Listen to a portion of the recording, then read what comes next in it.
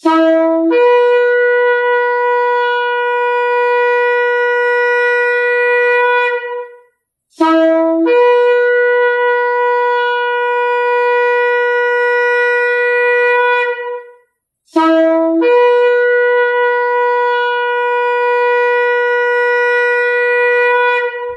RPK yang dikasihi Tuhan dimanapun Anda berada. Shalom Beshem Yeshua Hamasiah, salam sejahtera dalam nama Yeshua Hamasiah, dalam nama Tuhan Yesus Kristus, Juru Selamat kita. Selamat mengikuti siaran Tekiah, Telaah Kata Ibrani Alkitabiah bersama Gembala Benyamin Obadiah, Ketua GKMI Gereja Kehilat Mesianik Indonesia. Tekiah adalah cara peniupan shofar seperti yang didengar tadi. Siaran Tekiah dimaksudkan untuk menggali kebenaran Alkitab dari bahasa dan masyarakat Ibrani yang menjadi persemaian tumbuhnya iman Kristiani kita yang berasal dari tanah perjanjian Israel di Timur Tengah. Saudara dapat mengajukan pertanyaan ke 0812-9912-430. Shalom Pak Ben. Shalom Bu Ira, shalom sahabat RPK dimanapun Anda berada. Hari ini kita akan membahas kata-kata Ibrani ledaber bilshonot. Dalam bahasa Ibrani dieja lamet dalet bet resh, dibaca ledaber, artinya berbicara. Bet lamet shin nun faf taf, dibaca bilshonot, artinya dalam lidah-lidah atau bahasa-bahasa. Ledaber bilshonot, berbicara dalam lidah-lidah. Kisah 2 ayat 6-11. Ketika turun bunyi itu, berkerumunlah orang banyak. Mereka bingung karena mereka masing-masing mendengar rasul-rasul itu berkata-kata dalam bahasa mereka sendiri. Mereka semua tercengang-cengang dan heran, lalu berkata, "Bukankah mereka semua yang berkata-kata itu orang Galilea? Bagaimana mungkin kita masing-masing mendengar mereka berkata-kata dalam bahasa kita sendiri, yaitu bahasa yang kita pakai di negeri asal kita? Kita orang Partia, Media, Elam, penduduk Mesopotamia, Yudea dan Kapadokia, Pontus dan Asia, Frigia dan Pamfilia, Mesir dan daerah-daerah Libya yang berdekatan dengan Kirene, pendatang-pendatang dari Roma, baik orang Yahudi maupun penganut agama Yahudi, orang Kreta dan orang Arab, kita mendengar mereka berkata-kata dalam bahasa kita sendiri tentang perbuatan-perbuatan besar yang dilakukan Elohim."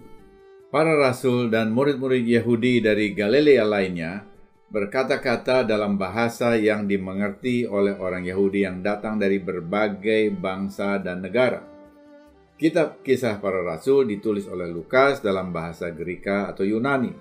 Mereka berkata-kata Greek laleo dalam lidah-lidah lain, tongues atau bahasa Inggrisnya tongues, Greek glossa.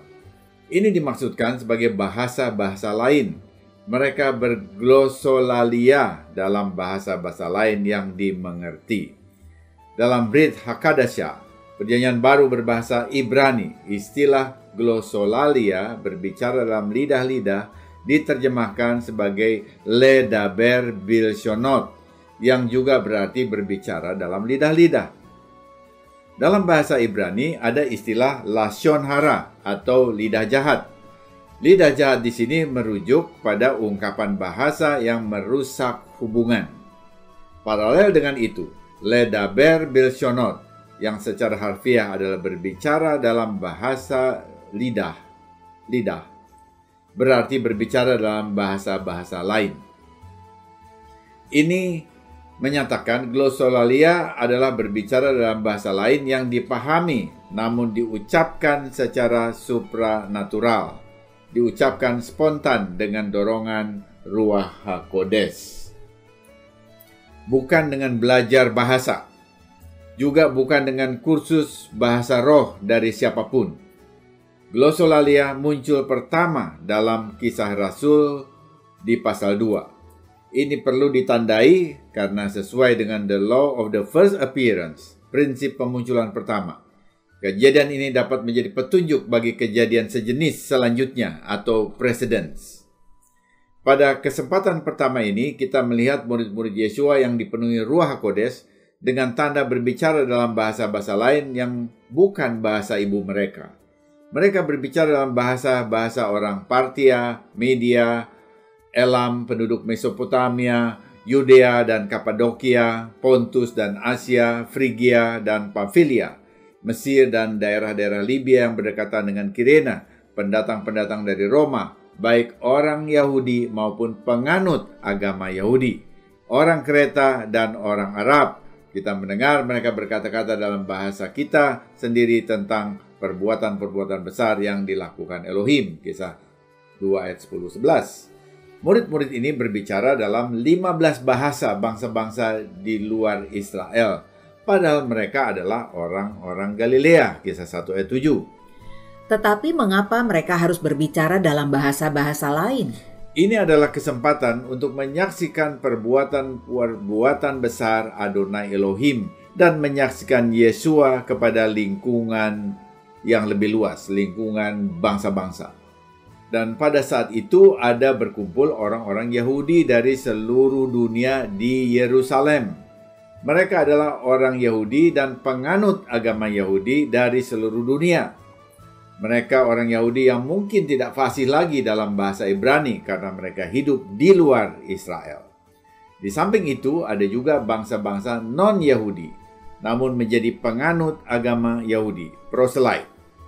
Mereka ini hanya fasih dalam bahasa asal mereka, bukan bahasa Ibrani. Tetapi mengapa orang Yahudi dan penganut agama Yahudi dari seluruh dunia dapat berkumpul bersama di Yerusalem? Siapa yang mengundang mereka? Mereka semua ada dalam sistem agama Yahudi yang taat Torah. Dalam Torah, Tuhan memerintahkan umatnya merayakan 7 hari raya tahunan dalam Imamat 23. Ketujuh hari raya ini dikelompokkan dalam 3 hari raya utama, yaitu Pesak, Paskah, Syavuot, hari raya Omer ke-50, dan Sukkot, Pondok Daun.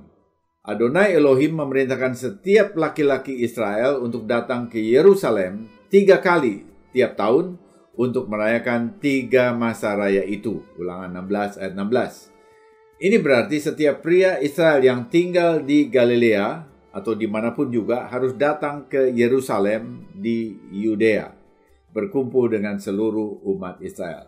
Demikian juga para pria Yahudi di diaspora, Yahudi yang tinggal di luar Israel, diperintahkan untuk datang ke Yerusalem guna merayakan 3 hari raya utama, Pesak, Syavuot, dan Sukkot.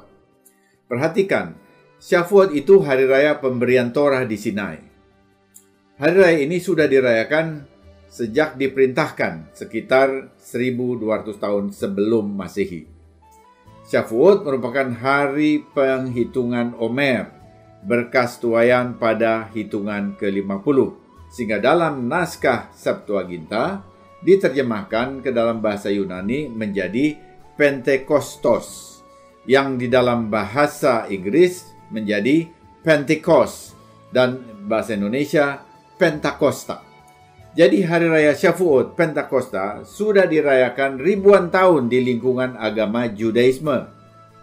Karenanya orang-orang Yahudi dari seluruh dunia datang ke Yerusalem, berkumpul dengan seluruh umat Yahudi. Jadi mereka datang bukan karena undangan panitia, tetapi karena mereka menaati perintah Tuhan dalam Torah untuk mengingat matan Torah, pemberian Torah di Sinai. Hari raya ini dipakai oleh Tuhan untuk mencurahkan Roh Kudus kepada murid-murid Yesua yang sudah menyaksikan kebangkitan dan kenaikannya ke surga. Jadi peristiwa Pentakosta pada Kisah Rasul pasal 2 itu adalah hari raya di lingkungan Yahudi. Mengapa di lingkungan Kristen menganggap Pentakosta sebagai hari lahir gereja Kristen? Ya, ini terjadi karena Kristen bangsa-bangsa kurang memahami Torah dan sejarah Yudaisme. Kalau orang mulai membaca Kisah Rasul dan belum belajar Torah, tentu akan menyimpulkan demikian. Pentakosta, Syavuot di Yerusalem dapat dipandang hari lahir Kehillah atau jemaat atau gereja yang didirikan oleh Yesua. Kalau ini dipandang mulainya gereja pertama, maka gereja pertama itu adalah gereja Yahudi. Mereka semua orang Yahudi dan penganut agama Yahudi. Kisah 2 ayat 5-11. Apakah bangsa-bangsa mendapat bagian dan kapan? Kesempatan pertama diberikan kepada orang Israel, Yahudi. Bangsa-bangsa baru mendapat bagian pada Kisah Rasul pasal 10 ketika Cornelius, perwira Romawi yang takut akan Tuhan, percaya kepada Mesias Yeshua. Kisah 10 ayat 44-48. Ketika Petrus sedang berkata demikian, turunlah Roh Kudus ke atas semua orang yang mendengarkan pemberitaan itu. Dan semua orang percaya dari golongan bersunat yang menyertai Petrus tercengang-cengang karena melihat bahwa karunia Roh Kudus dicurahkan ke atas bangsa-bangsa lain juga. Sebab mereka mendengar orang-orang itu berkata-kata laleo dalam bahasa roh, glosasis, dan memuliakan Elohim. Lalu kata Petrus, bolehkah orang mencegah untuk membaptis orang-orang ini dengan air, sedangkan mereka telah menerima Roh Kudus sama seperti kita? Lalu ia menyuruh mereka dibaptis dalam nama Yeshua HaMasiah. Kemudian mereka meminta Petrus supaya ia tinggal beberapa hari lagi bersama-sama dengan mereka.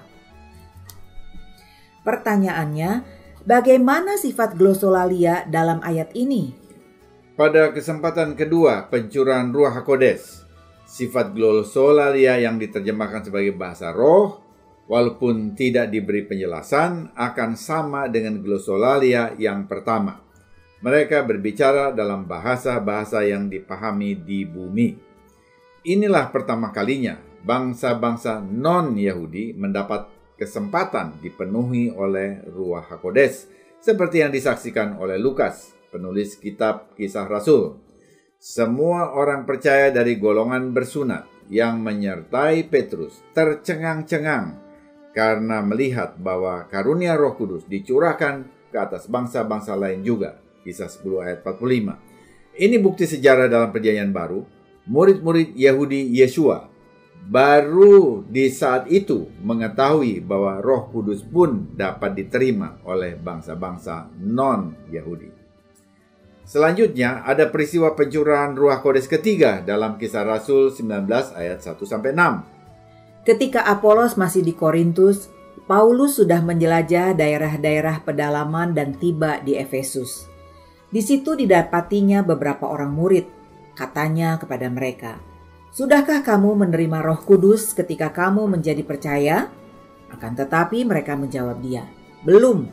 Bahkan kami belum pernah mendengar bahwa ada Roh Kudus." Lalu kata Paulus kepada mereka, "Kalau begitu, dengan baptisan manakah kamu telah dibaptis?" Jawab mereka, "Dengan baptisan Yohanes." Lalu kata Paulus, "Baptisan Yohanes adalah baptisan pertobatan."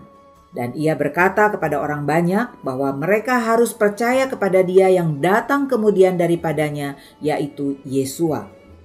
Ketika mereka mendengar hal itu, mereka memberi diri mereka dibaptis dalam nama Tuhan Yesus. Dan ketika Paulus menumpangkan tangan di atas mereka, turunlah Roh Kudus ke atas mereka. Dan mulailah mereka berkata-kata laleo dalam bahasa roh, glosa, dan bernubuat, propeteo. Apakah mereka sudah percaya? Mereka sudah percaya kepada Elohim, bertobat dari kepercayaan pagan mereka. Tetapi belum tahu ada Roh Kudus. Mereka belum ditandai sebagai murid Yeshua karena belum dibaptis dalam nama Yeshua HaMasiah. Sesudah mereka dibaptis dalam nama Yeshua HaMasiah, Ruach HaKodes turun memenuhi hidup mereka dan mereka pun berglosolalia, ledaber bilshonot. Pertanyaannya, apakah glosolalia mereka merupakan bahasa-bahasa yang dipahami di dunia? Dengan kesamaan istilah dan prinsip konsistensi, jawabannya ya. Mereka berglosolalia dalam bahasa yang dipahami di dunia seperti pada pencurahan Ruach Kodes pertama di Yerusalem. Sebagian gereja-gereja masa kini mempraktekkan ledaber bilshonot, glosolalia yang artinya tak dipahami. Adakah sumber alkitabiahnya? Bahasa roh yang tidak diketahui maknanya juga terdapat dalam Perjanjian Baru, khususnya pada tulisan Rasul Rabi Shaul Paulus dalam 1 Korintus 14 ayat 1-19. Ini disebut bahasa roh yang tak dipahami artinya atau glosolalia tipe 2. 1 Korintus 14 ayat 1-5. Kejarlah kasih itu dan usahakanlah dirimu memperoleh karunia-karunia roh, terutama karunia untuk bernubuat. Siapa yang berkata-kata dengan bahasa roh, glosolalia, tidak berkata-kata kepada manusia, tetapi kepada Elohim. Sebab tidak ada seorang pun yang mengerti bahasanya. Oleh roh ia mengucapkan hal-hal yang rahasia. Tetapi siapa yang bernubuat, ia berkata-kata kepada manusia. Ia membangun, menasihati, dan menghibur. Siapa yang berkata-kata dengan bahasa roh, ia membangun dirinya sendiri. Tetapi siapa yang bernubuat, ia membangun jemaat. Aku suka supaya kamu semua berkata-kata dengan bahasa roh, tetapi lebih daripada itu supaya kamu bernubuat. Sebab orang yang bernubuat lebih berharga daripada orang yang berkata-kata dengan bahasa roh, kecuali kalau orang itu juga menafsirkannya sehingga jemaat dapat dibangun. Ini sumber Alkitabiah glosolalia, bahasa lidah, bahasa roh yang tak dimengerti artinya. Pertama, bahasa roh itu ditujukan kepada Tuhan, bukan kepada manusia. Sekali lagi, bahasa roh itu ditujukan kepada Tuhan, bukan kepada manusia. Ini dibedakan dengan nubuat yang ditujukan kepada manusia. Kedua, tidak ditujukan kepada manusia, karenanya tidak ada seorang pun mengerti bahasa roh, karena roh mengucapkan sesuatu secara rahasia. Ini jelas dibedakan dengan glosolalia pada Kisah Rasul pasal 2 yang dimengerti oleh orang-orang Yahudi dari berbagai penjuru dunia. Ketiga, orang yang berbahasa roh membangun dirinya sendiri. Tentu ini sesuatu yang baik. Ini dibedakan dengan nubuat yang membangun jemaat karena diucapkan dalam bahasa yang dipahami. Keempat, karena membangun diri sendiri, maka bahasa roh yang tak dimengerti ini hanya digunakan dalam doa pribadi, bukan dalam doa publik seperti yang ditulis Rasul Rabi Shaul Paulus dalam 1 Korintus 14 ayat 15-19. Jadi apakah yang harus kubuat? Aku akan berdoa dengan rohku, tetapi aku akan berdoa juga dengan akal budiku. Aku akan menyanyi dan memuji dengan rohku, tetapi aku akan menyanyi dan memuji juga dengan akal budiku. Jika engkau mengucap syukur dengan rohmu saja, bagaimanakah orang biasa yang hadir sebagai pendengar dapat mengatakan amin atas pengucapan syukurmu? Bukankah ia tidak tahu apa yang engkau katakan? Sebab sekalipun pengucapan syukurmu itu sangat baik, tetapi orang lain tidak dibangun olehnya. Aku mengucap syukur kepada Elohim, bahwa aku berkata-kata dengan bahasa roh lebih daripada kamu semua. Tetapi dalam pertemuan jemaat, aku lebih suka mengucapkan 5 kata yang dapat dimengerti untuk mengajar orang lain juga daripada beribu-ribu kata dengan bahasa roh. Rasul Paulus dengan jelas mengatakan, sekalipun ucapan syukur dalam bahasa roh itu sangat baik, tetapi orang lain tidak dibangun olehnya. Karena itu dalam pertemuan dalam jemaat aku lebih suka mengucapkan 5 kata yang dapat dimengerti untuk mengajar orang lain juga daripada beribu-ribu kata dengan bahasa roh yang notabene tidak dipahami. Ini suatu indikasi bahwa tipe bahasa roh ini bersifat pribadi, dilakukan hanya secara pribadi karena karunia bahasa roh ini membangun diri pribadi kita. Segala yang berasal dari Tuhan itu baik. Bagaimana membedakan fungsi bahasa roh dalam Kisah Rasul dengan 1 Korintus 14? Dalam Kisah Rasul, semua bahasa roh dapat dipahami, artinya karena dipakai sebagai tanda awal atau kick-off sign, menandai kabar baik kerajaan Elohim kepada umat manusia seperti yang dikatakan Yesua. Kamu akan menjadi saksiku di Yerusalem, Samaria dan ujung bumi, yaitu di luar Israel. Tanda awal bahasa roh pertama di Yerusalem, yang kedua di Yope, daerah Samaria di sebelah utara. Yang ketiga, di Efesus, di luar Israel. Mereka yang hadir semuanya mendapat tanda bahasa roh, berbicara dalam bahasa-bahasa lain yang dipahami sebagai kick-off atau tanda mulainya kabar baik Yesus Masiah disebarkan, baik bagi Israel atau di dalam lingkungan Israel maupun di antara bangsa-bangsa. Sementara bahasa roh dalam 1 Korintus 14 adalah bagian dari 9 karunia Roh Kudus, seperti yang dijelaskan Rasul Saul Paulus dalam 1 Korintus 12 ayat 8-10, khususnya dalam ayat 10b. Kepada yang seorang ia memberikan karunia untuk berkata-kata dengan bahasa roh, glosolalia, ledaber bilshonot, dan kepada yang lain ia memberikan karunia untuk menafsirkan bahasa roh itu. Jelas, bahasa roh merupakan karunia Roh Kudus, sekecil apapun tetap diperlukan oleh umat Tuhan untuk membangun diri mereka, dan karenanya perlu diterima dengan ucapan syukur. Karunia Roh Kudus dapat berkembang sesuai dengan anugerah Tuhan. Jelas, tetapi mengapa sering ada kontroversi tentang bahasa roh di lingkungan para pendeta? Jawabannya cukup rumit karena berakar dalam sejarah perbedaan tafsir dalam gereja Kristen bangsa-bangsa. Tetapi mungkin juga ada pemahaman dan penampilan yang sensasional dalam berbahasa roh di abad 21 ini. Bahasa roh bukanlah pangkat rohani yang perlu dipamer-pamerkan dan diberi corong-corong besar. Tanpa adanya karunia penafsiran bahasa roh, lebih baik diam. Itu nasihat Rabi Rasul Paulus. Faktor lain, dalam bahasa yang tak dipahami, karunia bahasa roh dapat ditiru oleh roh-roh lain. Secara pribadi, saya melihat sendiri dalam pelayanan pelepasan. Saat orang yang dilayani menunjukkan gejala bahasa roh, padahal ia dalam cengkeraman roh lain yang bukan Roh Kudus. Bila karunia ini dapat dipalsukan, apakah tepat bila bahasa roh yang benar juga dikritik atau diabaikan? Kita tidak boleh membungkam yang benar hanya karena ada yang palsu. Karunia bahasa roh yang benar berasal dari Roh Kudus dan tetap diperlukan oleh umat Tuhan. Karunia bahasa roh yang palsu yang harus dihentikan.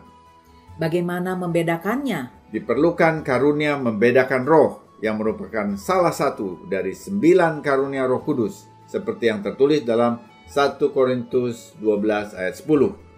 Dan kepada yang lain, ia memberikan karunia untuk membedakan bermacam-macam roh. Sungguh, kita memerlukan pengajaran yang balans, melihat segala sesuatu secara seimbang, secara siklis Ibrani dan bukan linear Yunani yang cenderung parsial sehingga pandangannya cenderung satu sisi saja.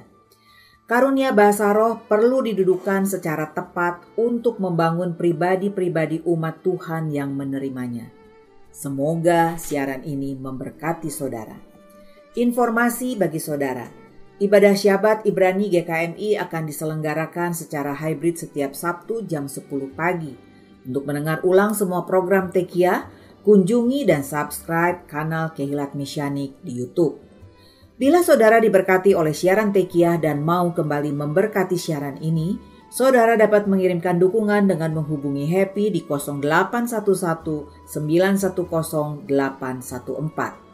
Sesudah narasi ini kita akan mendengar lagu rohani Ibrani Gadol Elohai oleh Yosua Aaron, penyanyi Yehudi Mesyanik di Israel. Besarlah Tuhan kita, nama di atas segala nama. Engkau layak menerima pujian. Hatiku memuji karena Tuhanku besar. Gadol Elohai.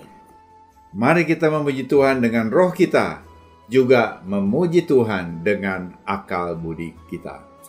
Tiba saatnya saya Penatua Ira Obadiah dan Gembala Benyamin Obadiah mohon diri dari ruang dengar saudara. Yesua keselamatanku, Torah kesukaanku menuju kepenuhan bangsa-bangsa. Lehit Raot.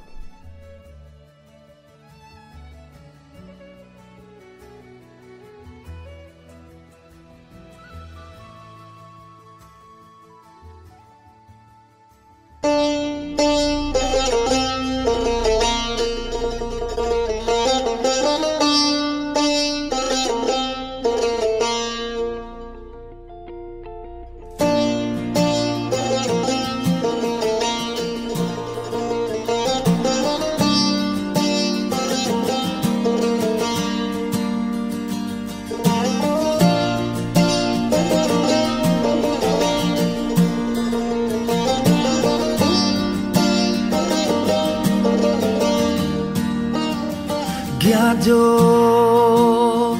אלוהי, שירו כי גדול אלוהי, כל אחד יראה כי גדול אלוהי.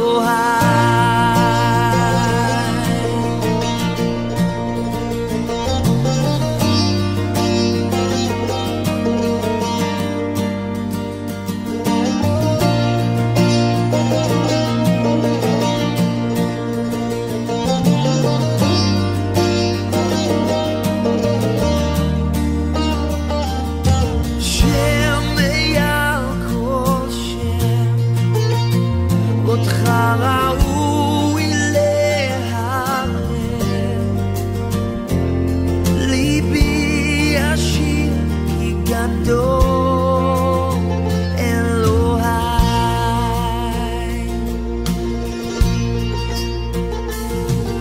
שם מעל כל שם, אותך ראוי להלל,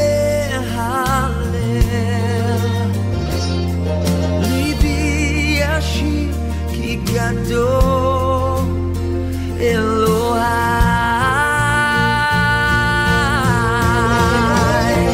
How great is our God?